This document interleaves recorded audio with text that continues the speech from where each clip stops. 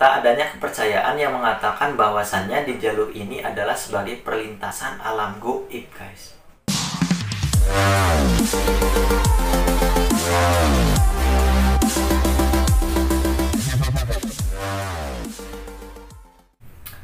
Assalamualaikum warahmatullahi wabarakatuh. Welcome back to my channel. Kembali lagi dengan saya di Erisu Channel.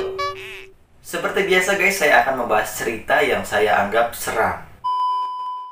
Kali ini kita akan menguak misteri Gunung Lawu yang sudah terkenal sangat angker. Sebelum ke cerita mistis Gunung Lawu, saya akan menceritakan sedikit tentang gunung ini nih guys. Secara geografis, Gunung Lawu itu terletak di Pulau Jawa guys, yaitu di perbatasan antara Jawa Tengah dan Jawa Timur. Gunung ini terletak di antara 3 kabupaten, yaitu Kabupaten Karanganyar Jawa Tengah, Kabupaten Ngawi, dan Kabupaten Magetan yang ada di Jawa Timur guys. Status gunung ini adalah gunung api yang masih beristirahat. Gunung ini diperkirakan terakhir meletus pada tanggal 28 November 1885 dan telah lama nggak aktif nih guys. Dengan ketinggian 3265 mdpl, gunung ini berada di posisi ke-76 gunung tertinggi di dunia guys. Nah, itu adalah penjelasan sedikit tentang Gunung Lawu guys. Dan saatnya kita menguak misteri Gunung Lawu yang angker.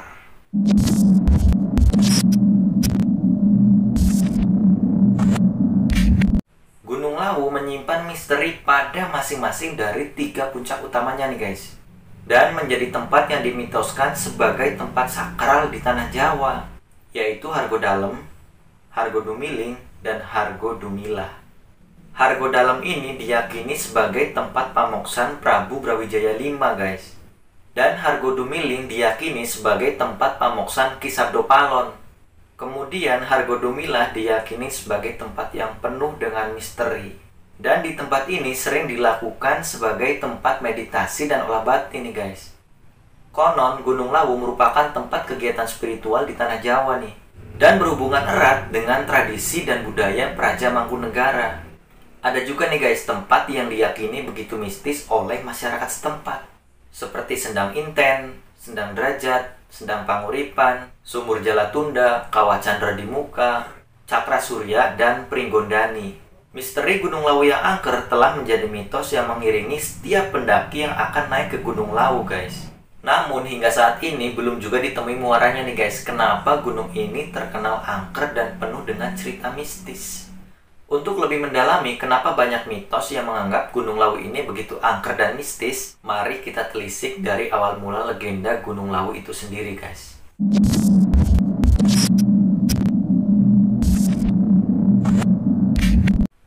Kisah ini berawal dari masa berakhirnya Kerajaan Majapahit yang terjadi pada tahun 1400 sebelum Masehi guys. Kala itu yang menduduki kursi kerajaan adalah Prabu Brawijaya V. Dan beliau adalah raja terakhir di Majapahit. Singkat cerita guys, saat Raden Fatah memasuki usia dewasa atau anak dari Prabu Brawijaya V ini, ternyata Raden Fatah memasuki agama Islam guys. Ia dianggap membelot dari agama sang ayah yang beragama Buddha.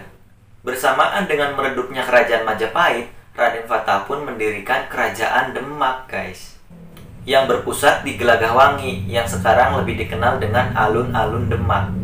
Dan kenyataan itu membuat Prabu Brawijaya V merasa gundah nih guys. Sebagai raja yang bijak, pada suatu malam Prabu Brawijaya V ini bersemedi.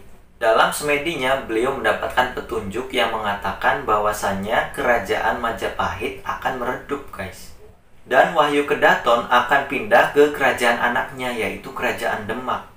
Dan saat itu pula sang Prabu pergi meninggalkan kerajaan menuju ke Gunung Lawu guys untuk menyendiri di sana. Dengan hanya disertai dengan pemomongnya yang setia, yaitu Sabdopalon. Sesaat setelah meninggalkan kerajaannya dan sebelum naik ke Gunung Lawu, Prabu Brawijaya V ini bertemu dengan 2 orang pengikut setianya guys, yaitu kepala dusun dari wilayah kerajaan Majapahit. Masing-masing dari mereka adalah Dipa Manggala dan Wangsa Manggala. Sebagai abdi dalam yang setia, mereka tidak tega nih guys melihat sang Prabu berjalan sendirian. Mereka pun menemani sang Prabu naik ke puncak Gunung Lawu. Kemudian, setelah sampai di puncak Hargodalem, sang Prabu ini berkata guys kepada 2 pengikutnya, Wahai abdiku yang setia, sudah saatnya aku harus mundur. Aku harus muksa dan meninggalkan dunia ramai ini. Dipa Manggala, karena kesetiaanmu, kuangkat kau menjadi penguasa Gunung Lawu dan membawahi semua makhluk goib, dengan wilayah ke barat hingga wilayah Gunung Merapi dan Gunung Merbabu, ke timur hingga Gunung Wilis, ke selatan hingga pantai selatan, dan ke utara sampai dengan pantai utara, dengan gelar Sunan Gunung Lawu.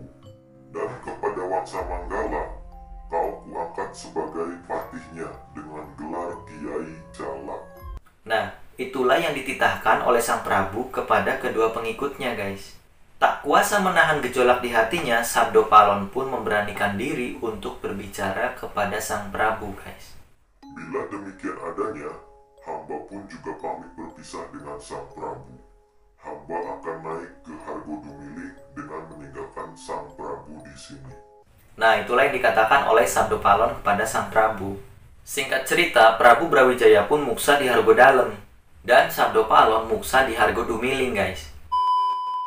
Misteri Gunung Lawu yang angker kerap dikaitkan dengan adanya burung jalak yang berwarna gading, guys, yang dipercaya sebagai jelmaan dari Kiai Jalak. Setelah Prabu Brawijaya V muksa dan menghilang, tersisalah dua pengikut setianya, guys, yaitu Kiai Jalak dan Sunan Gunung Lawu. Sejarah bercerita bahwa mereka berdua telah menjalankan amanat dari Sang Prabu, yaitu menjaga Gunung Lawu. Dengan kesempurnaan ilmu yang mereka miliki, Sunan Gunung Lawu berubah menjadi makhluk gaib, dan Kiai Jalak menjelma menjadi seekor burung jalak gading. Dan kisah burung jalak berwarna gading ini masih berlanjut hingga sekarang nih, guys. Banyak orang percaya bahwa burung jalak gading ini sering muncul dan memberi petunjuk jalan menuju puncak Gunung Lawu kepada mereka yang memiliki niatan baik nih. Sedangkan apabila mereka yang memiliki niatan buruk, Kiai Jalak tidak akan merestuinya. Akibatnya, para pendaki yang memiliki niatan buruk akan bernasib naas.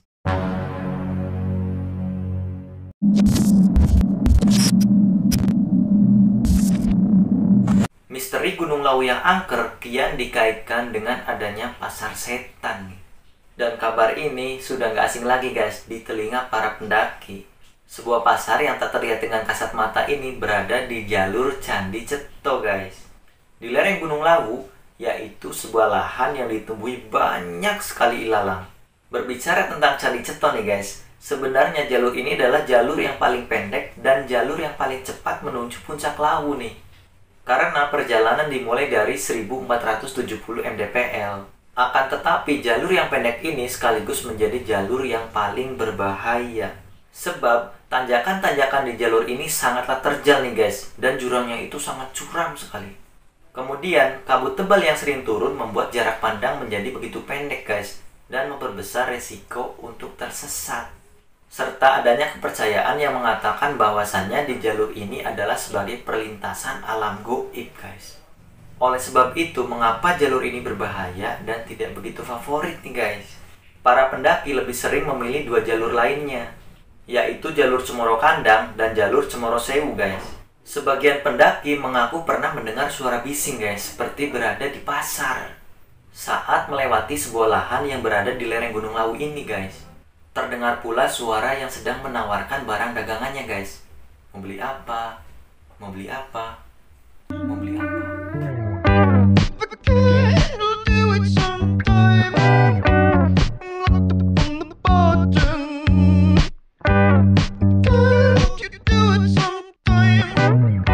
Konon, apabila kalian di sana mendengar suara-suara aneh tersebut, maka kalian harus membuang semua barang-barang kalian.